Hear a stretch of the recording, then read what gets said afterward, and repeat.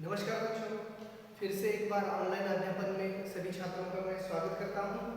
पिछली तासिका में हमने पढ़ा था डॉक्टर का अपहरण। इस पाठ में डॉक्टर हरिकृष्ण देवसरी जी ने हमें एक बहुत ही रोचक मोड़ पर आकर ये कहानी रुक गई थी, उसका जो शेष भाग रह गया है उसके बारे में हम आज अध्ययन करने वाले हैं। तो बच्चों, सबसे पहले आपको पन्ना नंबर 22 निकालना है।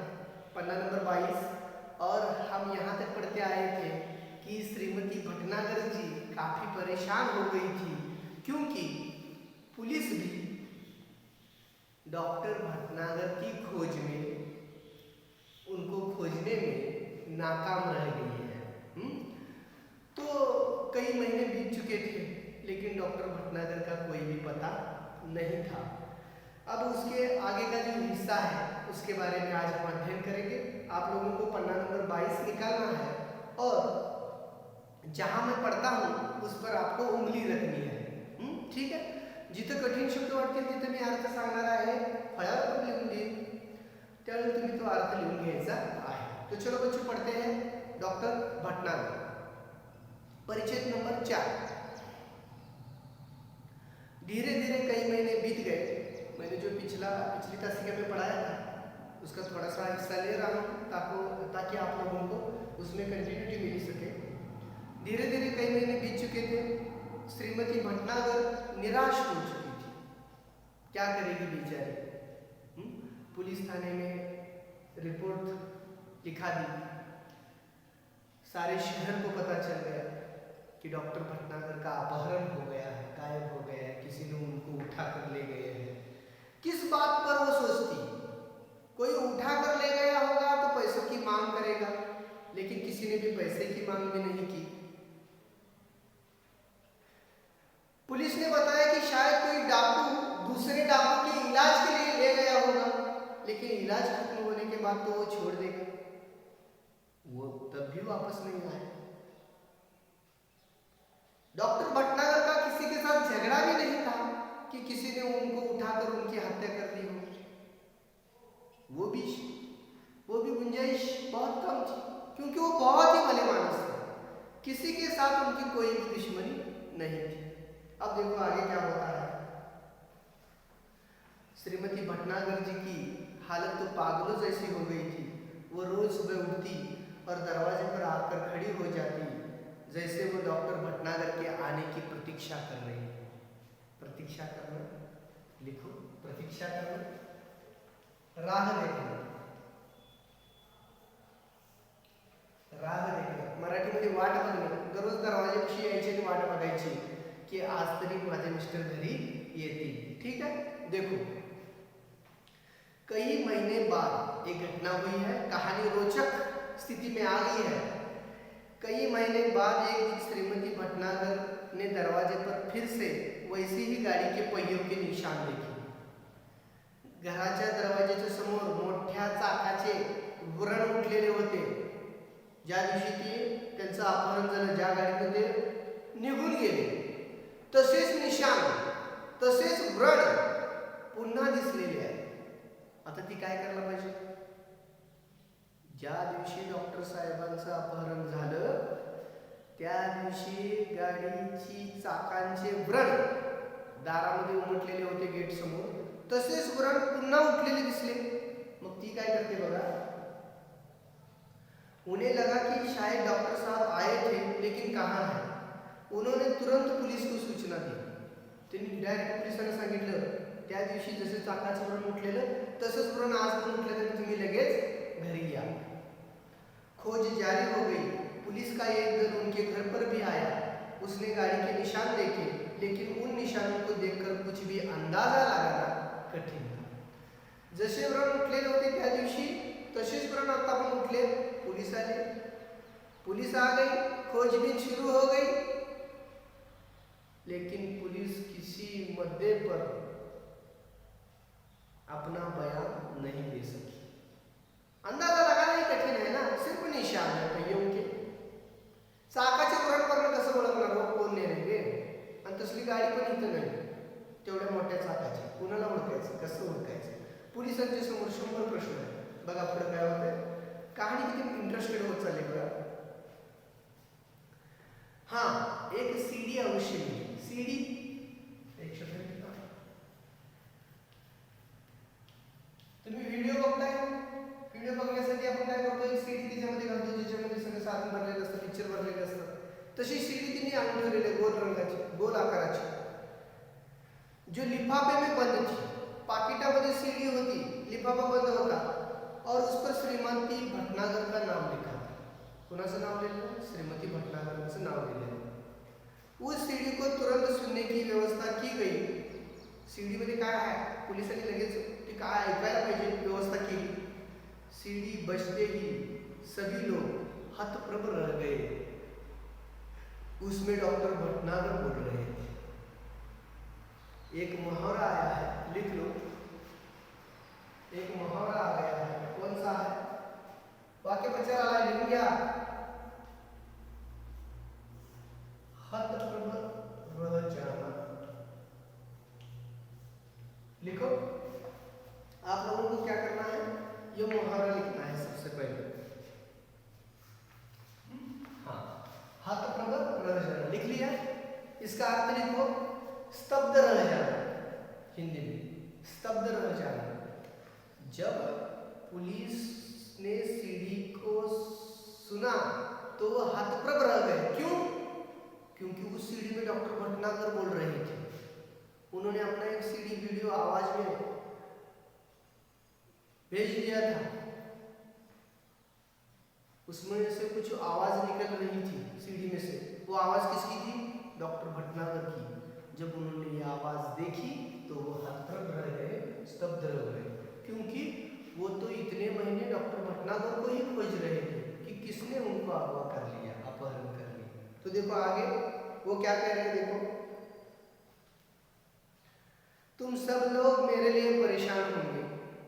उस सीडी में से आवाज निकल रही है, बोल रहे हैं, सीडी लगाई है. देखो अब वो क्या बताते हैं. शायद अब मरा हुआ समझ लिया हो. डॉक्टर भटनागर कह रहे हैं सभी लोगों को कि इतने महीने बीत चुके हैं तो आप लोगों ने सोचा होगा कि शायद डॉक्टर भटनागर मर गए होंगे, लेकिन मैं जिंदा हूं और बिल्कुल ठीक हूं. उन्होंने क्या लिखा, क्या बोला है? अभी मैं जिंदा हूं और बिल्कुल स्वस्थ हूं, ठीक हूं, मेरी तबीयत बहुत अच्छी है.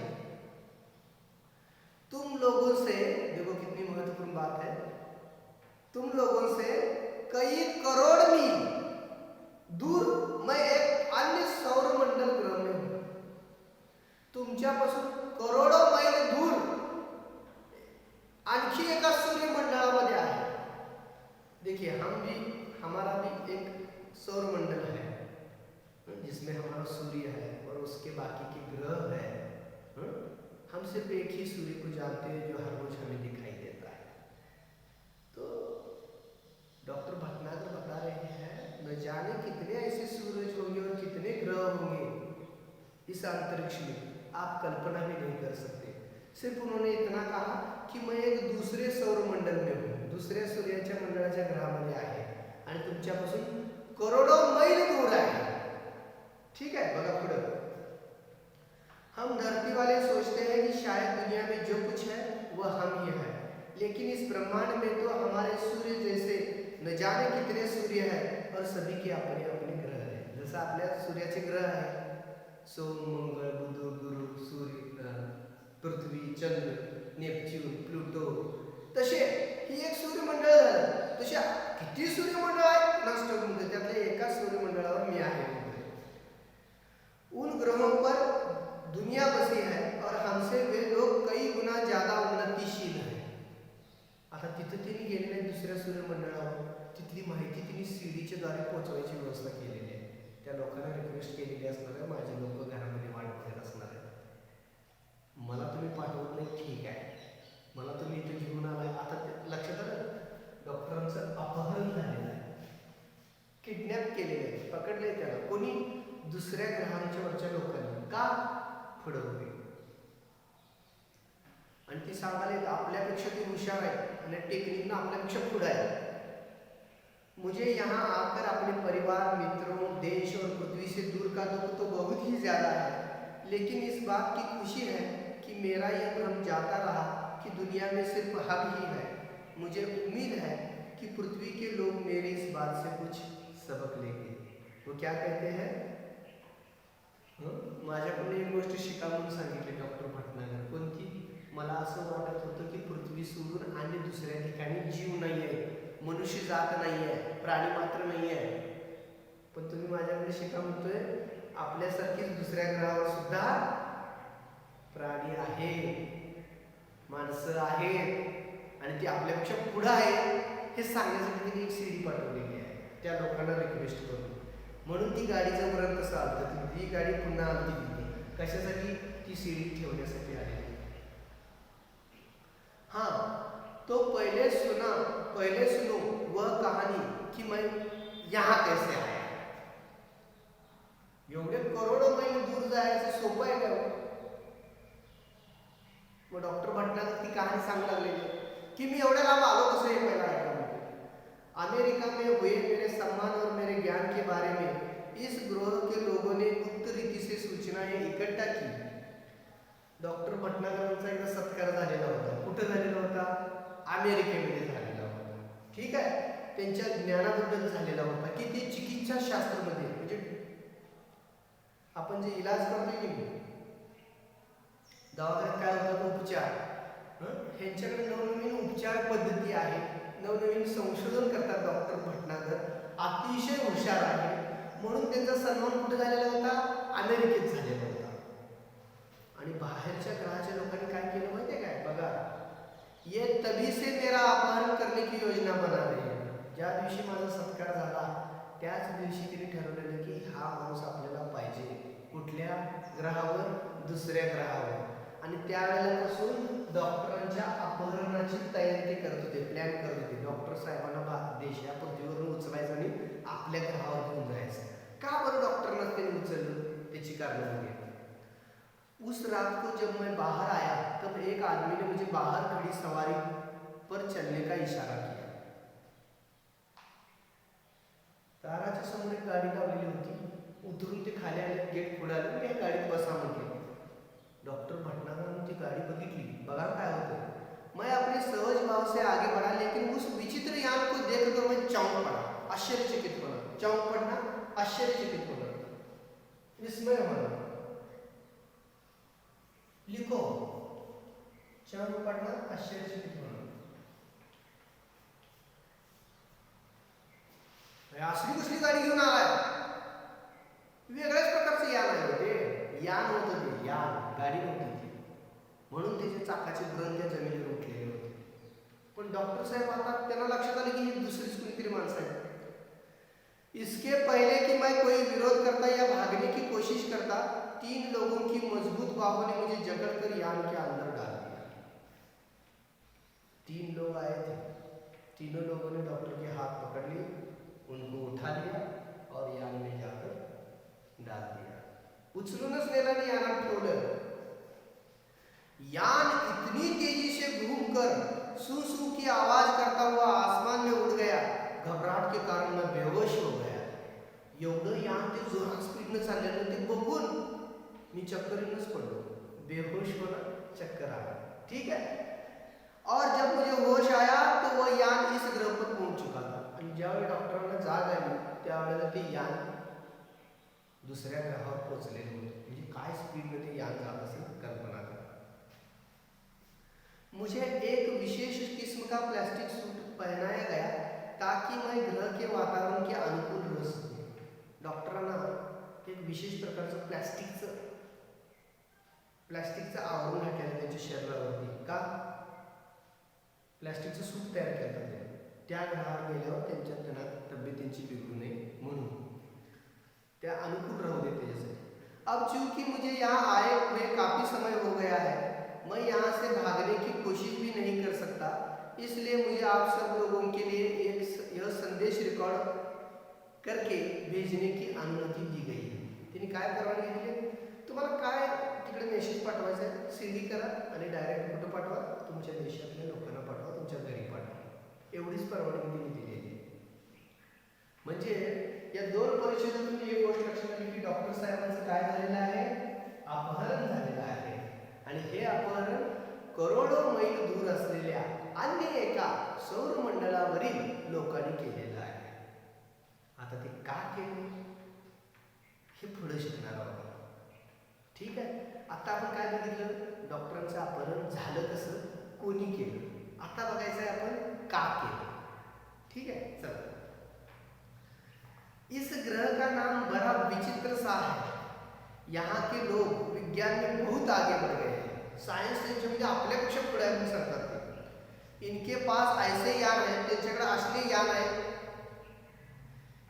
कि ये एक सौरमंडल से दूसरे तक आसानी से आते जाते हैं. एका सूर्यापासून दुसऱ्या सूर्यापर्यंत अनेक सूर्य म्हणतात ते सांगायला लागले, आणि ते सहज जाऊन येतात. आपल्याकडे 2-2, 3-3 वर्ष आपल्याकडचे शास्त्रज्ञ यान तयार करत असतात, खूप प्रयत्न करत असतात. 3-3, 4-4 वर्ष लागतात आपल्याला ते यान तिथं त्या मंडळावरती फिरवायला. एकदा करायला लाखो करोडो रुपयांचा खर्च येतो. पण इथं काय सांगाले डॉक्टर भटनागर, ह्यांच्याकडे एवढी टेक्निक पुढे गेली आहे, असली यान यांच्याकडे आहे, सहज तासा 2 तासात ते जाऊन येतात. म्हणजे एवढ्या स्पीडची यान त्यांच्याकडे आहे. आसानी से आते जाते हैं एक सौरमंडल से दूसरे सौरमंडल की तरफ. यानी विज्ञान में वो पृथ्वी पर जो आदमी है उससे कई ज्यादा विकसित वो है विज्ञान में. आपल्यापेक्षा खूपच बुद्धीने श्रेष्ठ असलेली माणसं येत आहे. ठीक है, चला पुढे. डॉक्टर जी बताते हैं, यहाँ भी लोगों ने रहने के लिए घर बना रखे हैं, कारखाने हैं, बाजार है, बस्तियां हैं, मोटरें हैं, सभी कुछ है, लेकिन हमसे बिल्कुल भिन्न है. सगळं आपल्यासारखंच आहे, पण वेगळ्या पद्धतीने आहे. इनके अपने वैज्ञानिक सिद्धांत हैं, त्यांचे वैज्ञानिक सिद्धांत वेगळे हैं. इन्हें कई सौरमंडल और उनके ग्रहों के बारे में जानकारी है. हमारा सौरमंडल इनके सबसे निकट है, इसलिए उन्होंने आसानी से मेरा अपहरण कर लिया. आता डॉक्टरलाच का उचललं, तर त्या सौरमंडळापासून हे सौरमंडळ खूप जवळ आहे आणि डॉक्टर साहेबांना उचलून न्यायचं एकदम सोपं आहे. त्यांच्याकडे तशा प्रकारची यान आहे, म्हणून जवळच्या ग्रहावरचा व्यक्ती तिने अपहरण करून आणलेला आहे. डॉक्टरांना अपहरण करून आणलाय. का आणलाय, त्यांच्याकडे गुप्त रीतीने एकच माहिती आहे की हा माणूस चिकित्सा शास्त्रामध्ये उपचार करण्यामध्ये तज्ञ आहे, हुशार आहे, त्यांना त्याची गरज आहे. काय गरज आहे ते बघूया. मेरे अपहरण का कारण जानने से पहले यह जान ले कि ये लोग चिकित्सा शास्त्र में बहुत पिछड़े हुए हैं. सगळ्या क्षेत्रात आपल्यापेक्षा जी पुढे आहे, पण उपचार पद्धतीमध्ये माग आहे. चिकित्सा शास्त्रामध्ये आपण आजारी पडल्यानंतर काय करतो, उपचार घेतो. मोठा रोग झाल्यानंतर एमडी स्पेशलिस्टकडे जातो. ऑपरेशन करायचे एमडी स्पेशलिस्ट सगळे डॉक्टर असतात, उच्च तज्ञ असतात ते त्याच्यामध्ये. तिथं जाऊन आपण ऑपरेशन करून घेतो.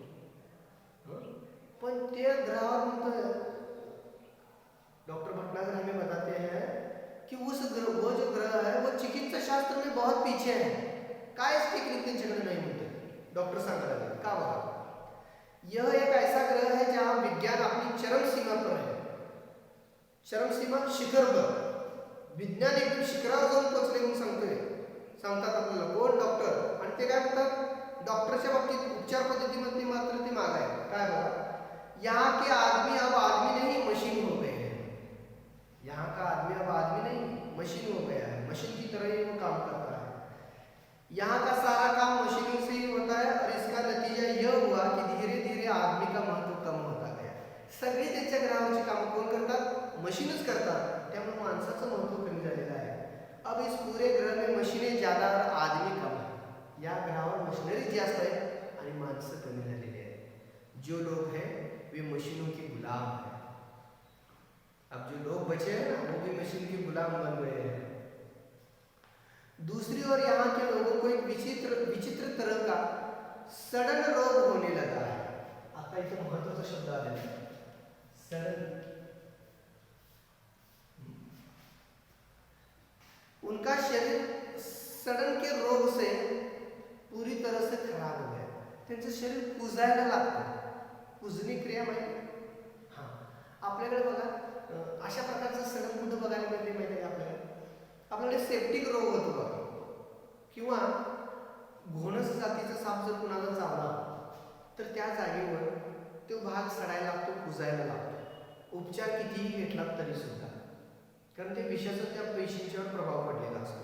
तो उसी प्रकार एक रोग उस ग्रह के लोगों को हो रहा है, जिसके कारण उनकी जो त्वचा है, उनकी जो स्किन है, चमड़ी है, वह सारी चमड़ी सड़न के कारण गल चुकी है, गल रही थी, और जिस किसी आदमी को यह सड़न का रोग होता है वो आदमी मर जाता है. इसलिए उन ग्रहों के लोगों ने क्या सोचा कि जल्द से जल्द इस रोग का इलाज ढूंढा नहीं गया तो इस ग्रह के जो सारे आदमी हैं वो मर जाएंगे. इसलिए उन्होंने क्या किया, इस रोग के इलाज के लिए डॉक्टर का अपहरण किया है. कारण त्यांच्या ग्रहावर सगळं पुढे गेले सायन्स, पण वैद्यकीय क्षेत्रातलं सायन्स एकदम माग आहे. का माग राहिलं? त्याचं कारण, शरीर का कोई अंग अचानक सड़ना शुरू हो जाता है, फिर वह आदमी मर जाता है. इस रोग का इलाज इन्हें अब तक मालूम नहीं हो सका, लेकिन इस रोग के कारण वे मशीनें खड़ी है जो इन्हें नाकारा बनाए हुए हैं. सगळं काम मशीनच करतात, त्यामुळे माणूस काय झालेला आहे, तिथला आळसी झालेला आहे, नाकारा झालेला है.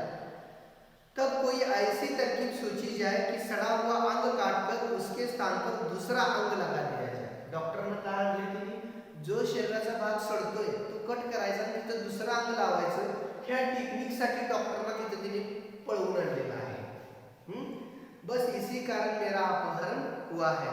आज मैं यहाँ बैठकर सोच रहा हूँ कि हमारी पृथ्वी पर भी विज्ञान तेजी से उन्नति कर रहा है.